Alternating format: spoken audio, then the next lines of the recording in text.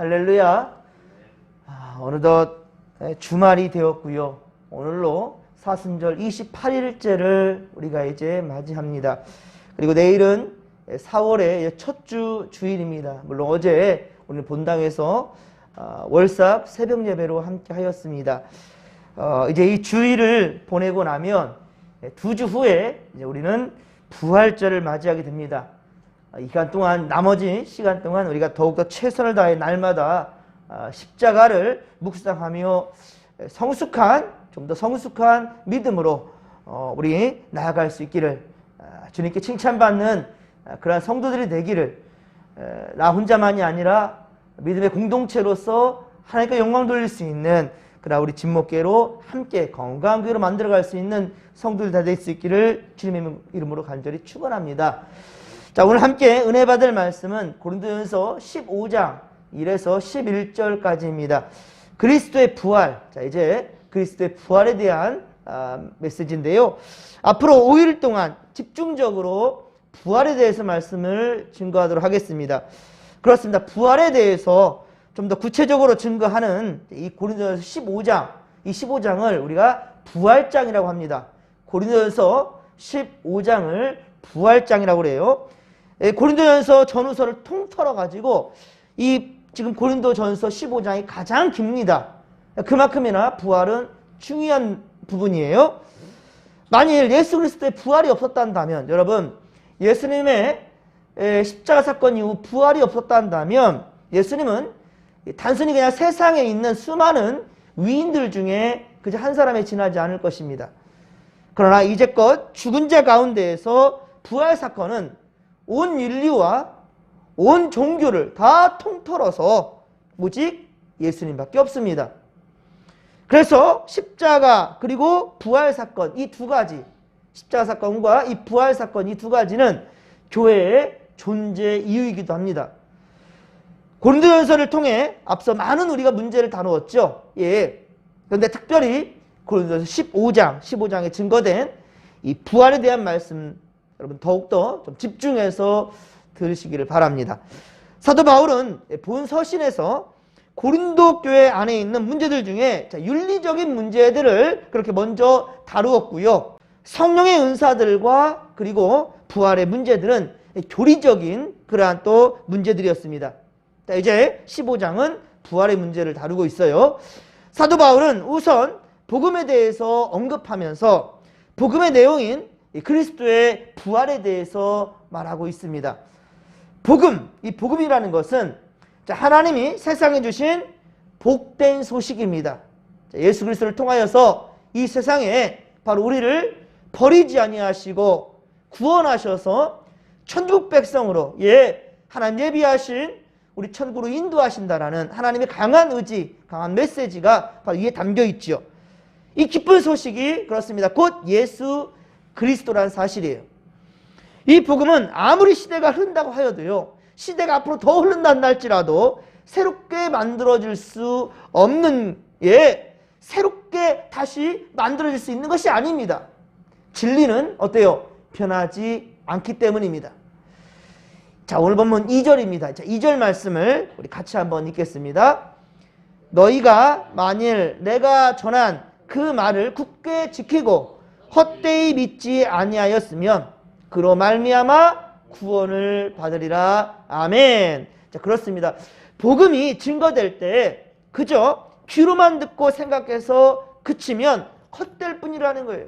여러분, 매 순간 예배 때마다 다른 생각하다가 그 시간 허비하지 마시고 좀 더 말씀에 집중하여 들으시고 보시고 또한 깨달은 바에 삶에 적용할 수 있는, 그것이 진정한 예배가 삶이 되고 삶이 예배가 되는 현장이라는 사실을 잊지 않기를 바랍니다. 그렇습니다. 자, 증거된 말씀을 그대로 믿고 굳게 지킬 때 우리 비로소 우리는 구원에 이르게 된다라는 거예요. 바로 이것이 우리에게 증거되는 복음의 목적인 것입니다. 자, 3절에 복음의 중요한 내용이 있습니다. 자, 그 내용은 성경대로 예수 그리스도께서 우리 죄를 위하여 죽으셨다라는 거예요. 우리를 위해 죽어주셨다. 여기 성경대로, 이 성경대로라는 말은 예수 그리스도의 죽음이 이미 구약 성경에 어때요? 예언되었다라는 거예요. 구약 성경을 통하여서 바로 예언되었다라는 것을 뜻하는 거예요. 성경대로라는 말씀은요. 그러나 죽음으로 끝나지 않고, 예수 그리스도의 십자가 사건은 예수님은 죽음으로 끝나지 않고 또 역시 성경대로 그리스도는 장사 지낸 지 3일 만에, 이 사흘 만에 다시 살아나셨다라는 것이 복음의 또한 두 번째 중요한 내용입니다. 죽으심 그리고 부활, 이 두 가지예요. 그리고 게바가 곧 베드로죠. 베드로의 아람어로 바로 게바라 합니다. 자, 이 베드로를 비롯한 12사도들과 500의 형제, 500명의 그 형제들에게 일시에 보이셨다라고 증거하고 있어요. 그리고 6절에 보시면 예수님의 부활을 경험한 이 500여 이 형제들, 이 중에 어떤 사람들은 잠들었다 또 나오고 있죠. 성경에는 죽음에 대해서 잠들었다고 말하고 있는 거예요. 이 죽었지만, 이 잠들었지만 어때요? 대다수는 지금 살아있다라고 증거하고 있는 거예요. 그러니까 이 고린도전서를 쓸 당시, 이 초대교회 이 당시 때 바울은 이 확실한 이 바로 증거들이 아직도 살아있기 때문에 거짓 없이 더욱더 당당하게 말할 수가 있는 거예요. 그리고 지금 그 증거된 이 기록은 지금 우리 손에까지 지금 들려있게 된 것입니다. 자, 이 정도면 초대교회 당시 이 증인들을 이 정도 확보했다 한다면 그리스도의 부활은 믿을 만한 사건이 분명하겠지요. 그리고 그리스도의 부활이 확실한 사건이라 한다면 그는 우리의 죄와 또한 형벌의 대속자이시며 기독교는 참되고 또 유일한 구원의 진리가 되는 것이지요. 오늘 보면 9절입니다. 9절에 보면 바울은 그리스도의 부활의 증인들을 그렇게 열거하다가 마지막으로 자신을 언급하고 있습니다. 그리고 그 후에 자신에 대해 잠시 간증을 하는 부분도 있습니다. 먼저 8절에서 자신을 이렇게 소개합니다. 만삭되지 못하여 난자라 라고 표현하는데요. 자, 이것은 자신의 부족함을 드러내는 어쩌면 창피한 일일 수도 있을 텐데, 하지만 그 개의치 않고 다 드러내고 있습니다. 그리고 제일 마지막에 내가 예수를 믿었다. 어쩌면 자신의 그 권위에 대해서 많은 이들이 지금 의심도 하고 있고요. 그런 상황인데 바울은 거기에 대해서 굳이 창피하거나 그리고 또 자존심 상하는 그런 생각하지 않고 있다라는 거예요. 정확한 진리 앞에 사실적인 그 가운데서는요, 부끄러워하거나 창피할 이유가 없다라는 것이죠. 오히려 더 중요한 것은 자신보다도 오히려 자신을 통하여서 증거될 바로 예수 그리스도, 거기에 포커스를 맞추고 있기 때문인 거예요. 그만큼 바울은 겸손히 자신을 지금 낮추고 있는 거예요. 지극히 또한 작은 자라라고 말하고 있죠. 나는 지극히 작은 자라. 그래서 사울이라는 뜻, 원래 사울이었는데 그가 바로 다메섹 도상에서 예수 그리스도를 만난 그 후에, 그리고 이 사도행전이 이제 역사서니까요. 사도행전 13장 이후로는 사울이라 기록되지 않고 바울이라고 기록되어 있는 것을 보게 되고요. 그리고 바울이 기록한 13권의 모든 이 성경에는 자신을 바울이라고 말하고 있어요. 이 바울이라는 뜻이 바로 무슨 뜻이냐? 작은 자, 낮은 자, 겸손히 바로 자신의 큰 자, 위대한 자, 사울이라는 이름을 바울로 스스로 개명했다는 말입니다. 그렇습니다. 자신을 한껏 지금 낮추고 있습니다. 그렇다고 해서 바울이 우리가 무시해도 될 만한 그런 사람입니까? 그렇지 않습니다. 바울이 없다 한다면 전 인류에 복음이 이렇게 증거되기는 어려웠을 것입니다. 특히 하나님의 교회를 핍박하였으므로, 이 사도 바울은 사울이었을 때 교회를 핍박하던 그런 자였어요. 그러므로 사도라 칭함을 받기에도 나는 감당하지 못할 자다 라고 본인을 얘기하고 있죠. 오늘 본문 10절입니다. 매우 중요한 또한 말씀인데요. 자, 우리 10절 말씀을 우리 같이 한번 읽겠습니다. 체크하시고요.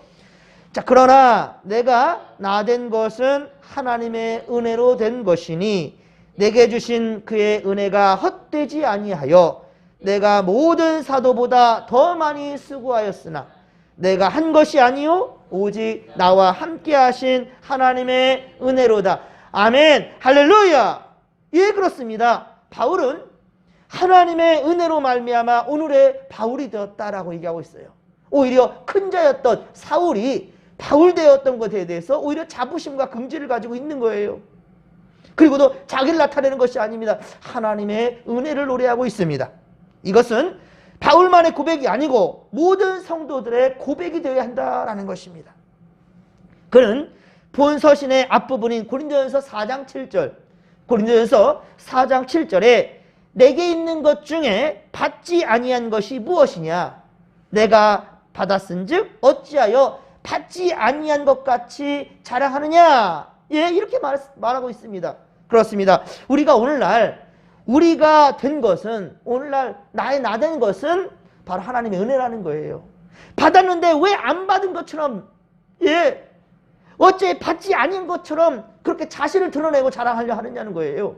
하나님 주신 선물을, 우리에게 주신 생명도 환경도 주님의 은혜임을 믿으시기 바랍니다.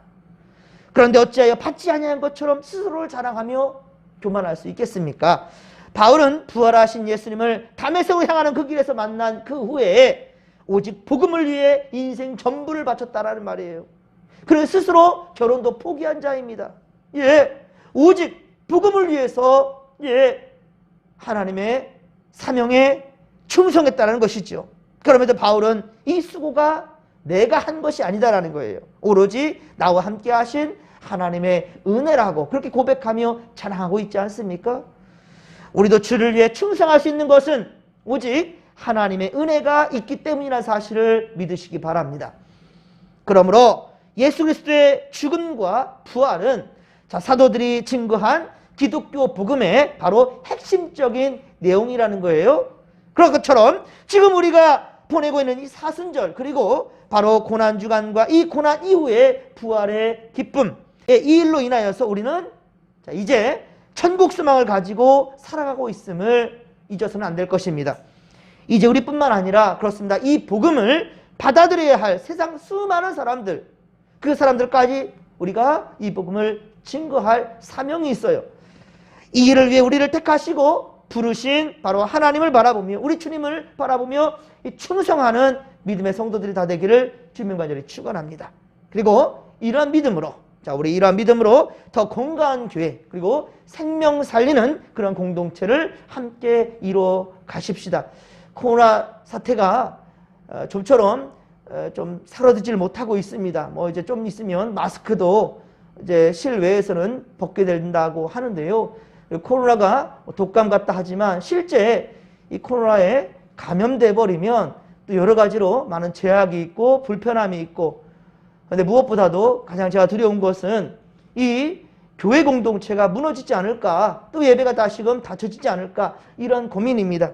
항상 여러분, 나보다 남을 먼저 생각하고, 그리고 교회 공동체를 생각하는 여러분들의 좀 분별 있는 행동과 그리고 기도 멈추지 마시고 항상 깨어있어 기도하는 우리 성도들 되기를 주님 간절히 축원합니다. 자, 이 시간도 우리가 주여 삼창 부르며 기도하며 나갑니다. 주여, 주여, 주여. 살아계신 하나님 아버지, 고맙고 감사를 드립니다. 하나님, 예수 그리스도를 십자가에 못 박아 죽여주심으로 우리의 죄가 용서함을 받고 우리가 다시금 희망의 길로 나아갈 수 있도록 생명의 길을, 산길을 열어주셨는데, 하나님, 또 그의 부활로 말미암아 또 천국 소망을 갖게 하신 것도 하나님 감사합니다. 주여, 항상 우리가 주님의 은혜를 생각하며 우리 또한 역시 예수님처럼 그렇게 희생정신을 가지고 살아갈 수 있는 우리가 되기를 소망합니다. 주께서 우리를 살려주셨듯이, 우리를 다시금 살게 하셨듯이, 우리도 이 세상을 위하여서 하나님 진정 예수님의 참다운 제자답게 이 세상을 품어낼 수 있도록 도와주시옵시고, 부조리 위한 이 세상, 더럽혀지는 이 세상, 하나님의 의가 아버지 사그라져 버리고 멈춰지고 가려지는 이 세상, 하오나 우리가 이 작은 등불이 되어서 또 이 등불들이 무여져서 세상을 정화시키며 변화시키가는 우리가 되길 소망할지니 주여 함께하여 주시옵소서. 오늘도 주여 하나님을 예비하는 참다운 예배자를 주께서 찾으시라이다. 오 주여, 내일은 주님의 날입니다. 온 성도들 또 아버지 성전에서 함께 예배하는 것, 우리 삶의 우선순위를 잊지 않게 하시고 더욱더 하나님 주의 성전을 사모하며 아버지 말씀을 사모하며 믿음의 길로 정진할 수 있도록 도와주시옵소서. 고난되어 항상 하나님 앞에 있는 우리 모든 인생들 주님 지켜주시고 영적으로도 결코 지치지 않도록 도와주시옵소서. 영혼간의 강건함으로 주님 붙들어 주시옵소서.